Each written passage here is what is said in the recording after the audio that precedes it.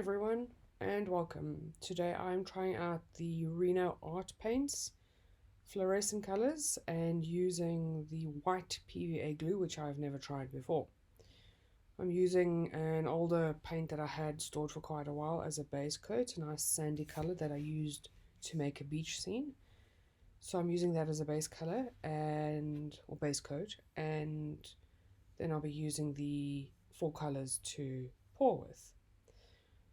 I wanted to have purple and green together, so I just chose the other two colors because I thought they all went pretty well together. So my canvas is now covered and I'm torching out the air bubbles, and I will begin layering my cup shortly. So I'm layering my paints now: purple, green, yellow and blue, and I'm going to try and do quite thick layers so that the colors are, or the lines are clear and they don't blend into one another. The paints are relatively thick, but I'm not used to the white glue, so this is kind of an experiment to see how the white glue works and how it works with these paints. I have used these paints before, but I found that I had to stir the paint again the next day because it seemed like the paint and water separated. It was weird. I've never had that with the white glue.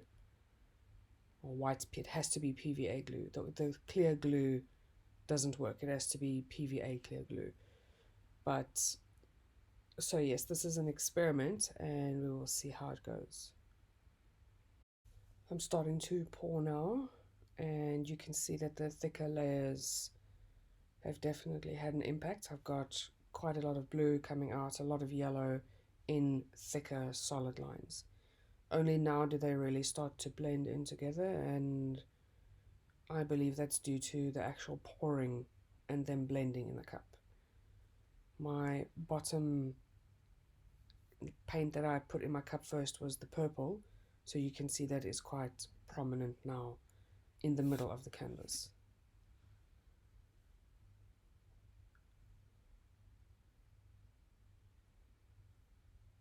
The colors look pretty awesome together.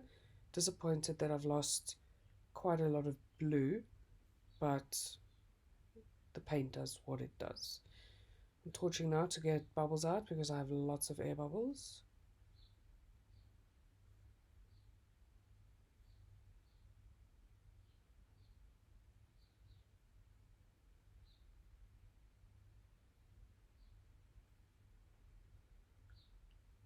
And it's time to start tilting. This time I figure I have a ton of paint on my canvas. I really don't need my corner catcher. So I'm just going to start tilting. I really love that blue and green area. Those cells are extremely pretty. I'm just going to start tilting and just haul it over the edge. That's it. No stressing, no nothing, just pour it over the edge, and there we go. Unfortunately, by doing that, I have lost a ton of my color.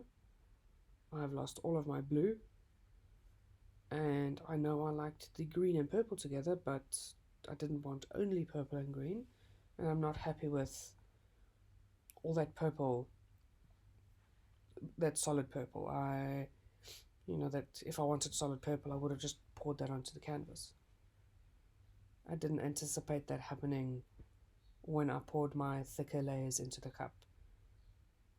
I know for next time my first and second color should be thinner layers. So I'm tilting quite a fair amount of the purple off, as I don't like it.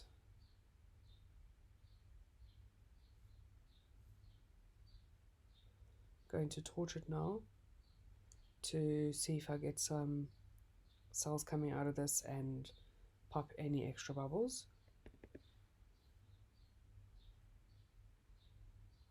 You can see the sandy base coat through the purple, which I find very weird. I don't often get that, and I think again it's because of the glue that I used. So at this point I don't like the canvas. I'm not happy with it at all. It is interesting, but I don't like it, so there we go. It all goes. That's what we can do when we don't like what we've made. It's simple as that. Yes, it's a waste of a bit of paint, but I would rather waste some paint than let a painting dry that I don't really like.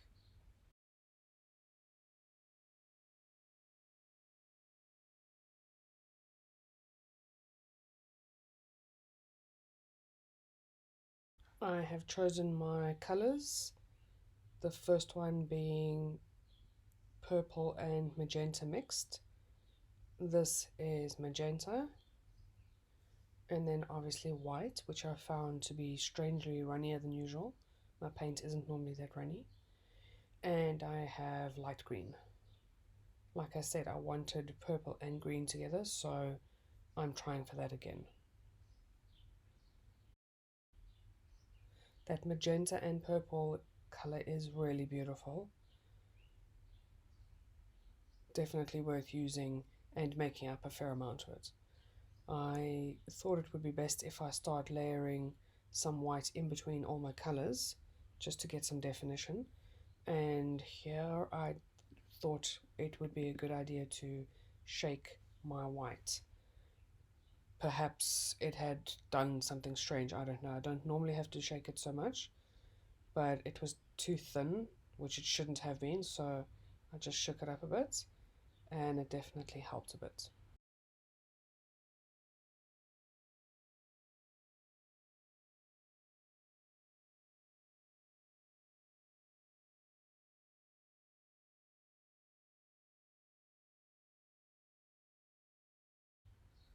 Done layering my cup, I'm just putting my paints out of the way, and we'll begin to pour now.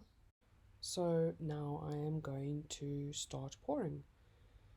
I'm just going to do a straight pour as usual. I'm still getting used to doing this kind of pour before I attempt the ring pours and all that. I feel for me that it's important to get to a stage where you can do one technique pretty well before you move on to the next one. So I've poured this one out and the colors are lovely. I'm very happy with what I've chosen. I think this one is much better this time around. And the white makes a big difference. I was very happy that I put the white in there. I've got a lot of green around the edge. That always happens, and I seem to have a lot of the purple. However, it's the purple and the pink together that is making all of that purple stand out. And I'm getting some cells. I have found just with this one experiment that there's a big difference between the white PVA glue and the clear PVA glue. My next experiment, however, I will try the white glue again.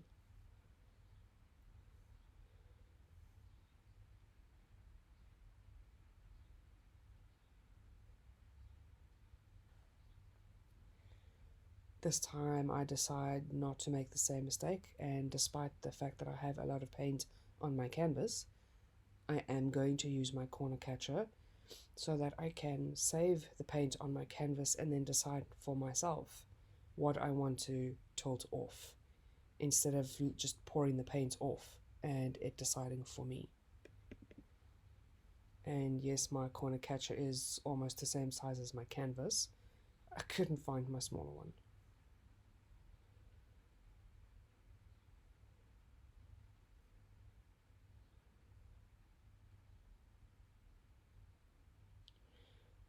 I think you can see there why I love the purple and green together.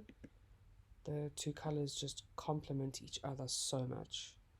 And then you have the lighter pink and white. Those four colors together just seem to work so well together. I'm loving the center there with the deeper purple and the white. It's just worked out very well. I'm very happy with this one.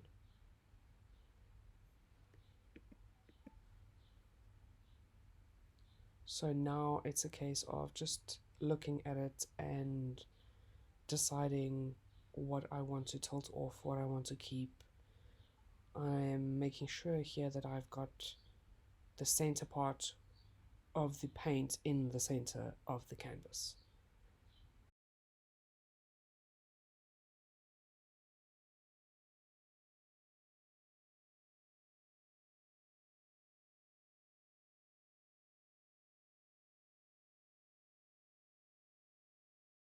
I am now giving it a final torch to pop those last bits of bubbles and bring up some cells that may be lingering around. And I'm very intrigued by the cells and fluffy effect that I'm getting. I really love it. I'm just studying it now and deciding if I want to leave it the way it is, or tilt some stuff off. I'm tidying up the edges a bit where I didn't get some paint and cleaning up underneath. And that there is a part of the canvas that I'm not that fond of, which I'm going to tilt off now. That kinky part, okay, that sounded wrong, the part with the kink. There, I've just tilted it off now. It looks much better now that that weird part is tilted off, and I just really like it a lot more now. I'm done with it now. I'm very happy with what I have. I feel like I'm getting a lot better at doing this straight pour and tilting and figuring out what I want to keep and don't want to keep. I'm very happy with this result. It's definitely one that I will not scrape off. I hope you enjoyed it. I hope you like it too. Hang around for the close-ups, they're pretty cool. Thank you for watching, and I will see you again soon. Bye.